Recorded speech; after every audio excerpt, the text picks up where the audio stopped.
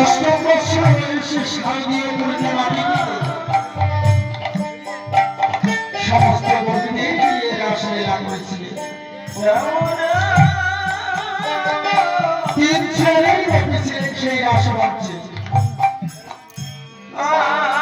সাধন সিদ্ধা গোপী, কৃপা সিদ্ধা গোপী আর শ্রী নিত্য সিদ্ধা গোপী।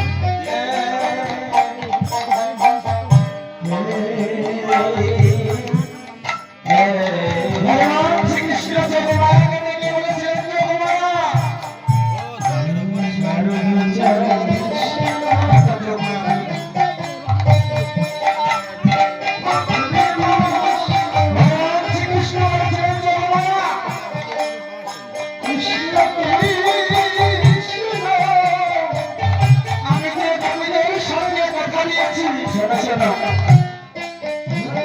আমি এই গোপীদের সঙ্গে কথা দিয়েছি,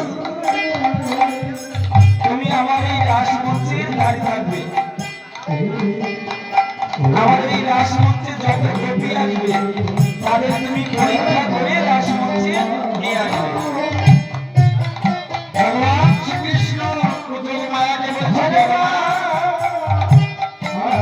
আমি যখন সমস্ত গোপীদের নিয়ে রাসনৃত্যের মগ্ন থাকবো, তুমি তখন আমার রাসমঞ্চে নারী সেজে সমস্ত গোপীদের পরীক্ষা করে আমার রাসমঞ্চে প্রবেশ করাবে। যোগমায়া বলেছে, প্রায় হবে না, আমি ভালোভাবে তার রক্ষা করবো।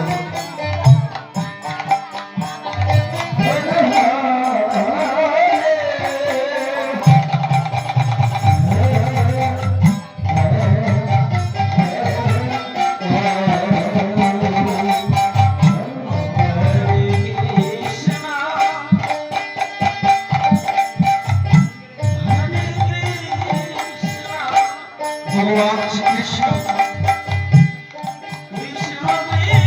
অষ্টম বৎসর বয়সে যে গোপীদের সঙ্গে রাসলীলায় এসেছে,